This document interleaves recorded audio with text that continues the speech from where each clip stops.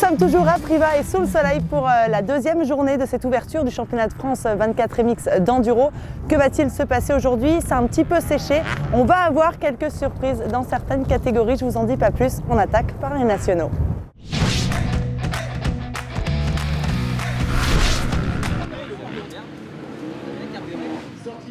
Chez les nationaux E1, on a eu une belle bagarre en deuxième partie de journée, mais le jeune Enzo Marshall du Team B2R s'impose après avoir abandonné hier.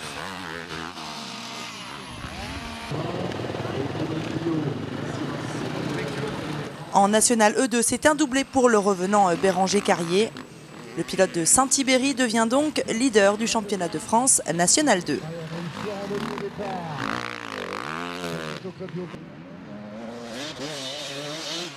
En N3, tout s'est joué à la fin de la journée, mais finalement c'est Loïc Pezzuti qui s'impose avec 13 secondes d'avance. Enfin, en vétéran, Alban Cantel remporte la journée après s'être imposé sur 2 spéciales dans la catégorie.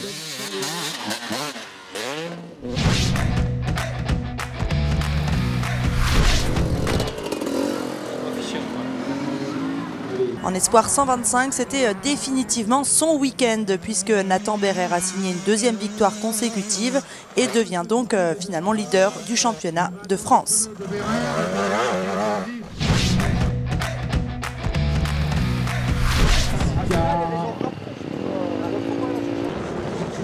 En féminine, Justine Martel confirme sa bonne forme en s'imposant à nouveau à Privas avec près de 1 minute d'avance.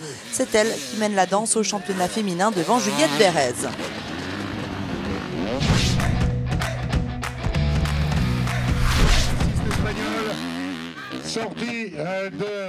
On passe aux plaques bleues des juniors et on commence avec les E1.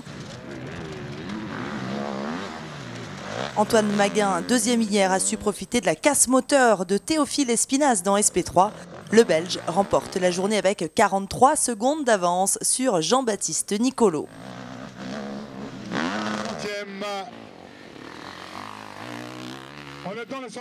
En junior E2, Hugo Blanjou est venu à bout de Léo Lequéré qui a pourtant mené une partie de la journée. Le pilote KTM profite d'une SP8 ratée de son adversaire pour revenir et s'imposer avec 2 petites secondes d'avance seulement sur le pilote TM excentrique.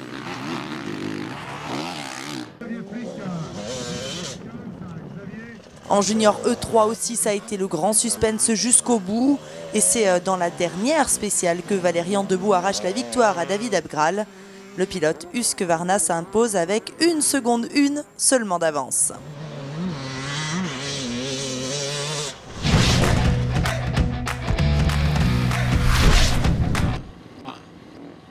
On passe aux élites avec les plaques noires des élites 1. Il nous a confié avoir été très malade et pourtant c'est le jeune Thomas Dubost qu'on retrouve à la 3e position. Champion de France junior en titre, il est allé chercher cette place sur le podium dans le dernier tour. À noter qu'il prend le meilleur temps sur SP6.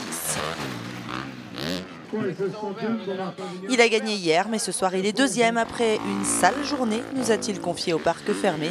Jérémy Taroux n'était pas content de sa performance, il est battu de 14 secondes par Julien Gauthier, mais repart ce soir leader du championnat E1.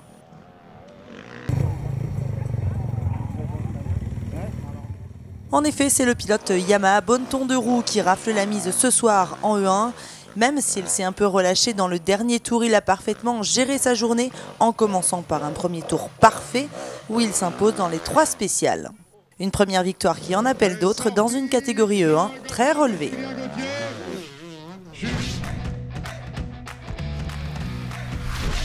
Antoine Basset en spécial.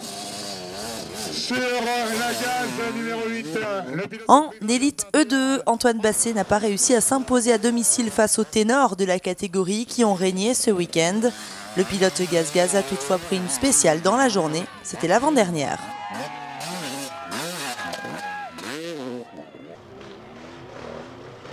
Vainqueur hier, Loïc Larieux est deuxième, il s'incline, il nous l'a confié, il a un poignet douloureux depuis quelques jours et après avoir fait le forcing hier pour gagner, la blessure s'est fait ressentir. Il est toutefois content de son week-end qui a fait aussi office d'un bel entraînement pour le mondial.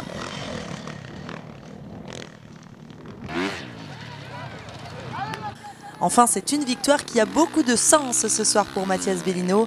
Le pilote Honda ORC n'a pas pris de départ depuis 8 mois et le revoici aux avant-postes, devant celui qui fait office de favori en mondial. Bellino a repris du poil de la bête et devra confirmer dès la prochaine manche à Chemillé-sur-Ain droit.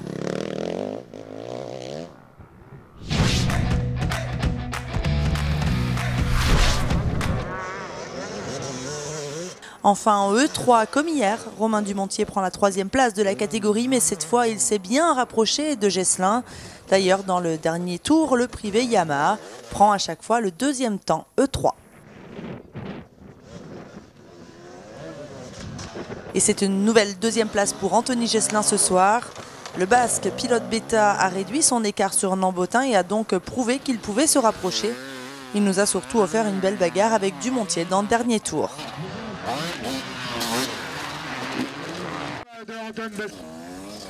Peu ou pas de surprise puisque Christophe Nambotin a une nouvelle fois fait le grand chelem. Aucune spéciale ne lui a échappé et il compte à l'arrivée 1 minute 09 d'avance sur ses poursuivants.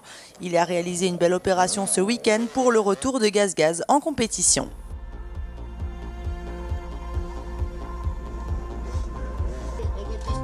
Et on termine avec le trophée constructeur et la Gaz, le revenant du championnat de France qui rafle la mise sur les 2 journées à Privas. Prochaine manche du championnat de France 24 MX d'enduro, ce sera à Chemillé-sur-Ain droit les 12 et 13 mai prochains. D'ici là, portez-vous bien. Ciao.